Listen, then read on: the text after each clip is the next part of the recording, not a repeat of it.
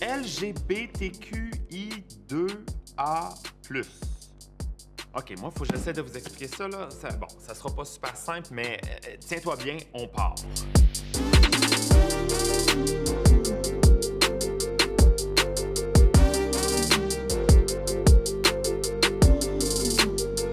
LGBTQI2A+. C'est un acronyme qui rassemble les différentes orientations sexuelles, les identités de genre et les expressions de genre. Boy, OK. Là, on va essayer de faire ça simple parce que c'est quand même un peu complexe. En fait, chaque lettre de l'acronyme désigne une orientation sexuelle ou une identité de genre. Le L pour lesbienne, le G pour gay, le B pour bisexuel, le Q pour queer, le I pour intersexuel, le 2 pour two-spirited, le A pour asexuel, et le plus, en fait, c'est pour rassembler tous les autres genres ou expressions de genre ou identités de genre qui ne seraient pas définis dans cet acronyme. LGBTQI2A+, c'est un terme pour rassembler tout ça. Un terme pour te montrer que c'est pas toujours juste noir ou juste blanc. Il y a plein de couleurs différentes et plein de personnalités et d'orientations sexuelles différentes. Par exemple, moi, quand j'étais jeune, j'étais en questionnement aussi. Ça m'est arrivé de me questionner sur mon orientation sexuelle ou même certaines fois sur mon identité de genre.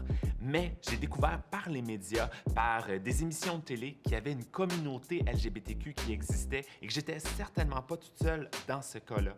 Alors, j'ai pu m'épanouir comme ça et être beaucoup plus à l'aise dans mon corps par la suite. Si tu as quelqu'un devant toi dont tu n'es pas certain de l'identité de genre, tu n'es pas certain s'il préfère qu'on dise « il » ou « elle », ben, tu peux simplement demander, mais surtout pas juger. C'est ce qui est important. La personne, elle va se sentir beaucoup plus acceptée si tu lui poses la question. Par exemple, moi, ça arrive quand même assez souvent que les gens me posent la question si je suis un homme ou une femme, si ils doivent dire « t'es beau » ou « t'es belle ». Ben moi, je leur dis simplement, dans mon cas à moi, je préfère que tu dises « t'es magnifique »,« t'es extraordinaire » ou « t'es superbe ».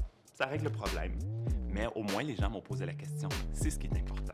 L'acronyme, il est un peu long, c'est vrai, mais il est très important. T'sais, par exemple, si toi, t'es un gars, puis que tu ne sais pas si t'es attiré par les gars ou les filles, mais que tu te sens que t'es ni attiré par les gars ni par les filles, ben il y a un nom pour ça dans l'acronyme. Un autre exemple, si t'es une fille, mais que les filles t'attirent, mais que les gars t'attirent aussi, ça se peut, ben il y a aussi un nom pour ça dans notre acronyme. Et c'est pour ça qu'il est important, cet acronyme-là, parce qu'il est super inclusif. Être un allié, c'est être ouvert et d'être réceptif aux gens qui viennent te parler de leurs questionnements. C'est tout. Tu vas faire une énorme différence positive dans la vie de ces personnes-là. Tu vas voir.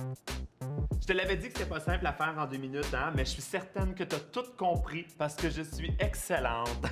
Non, excuse-moi. Je suis magnifique, je suis extraordinaire, je suis superbe.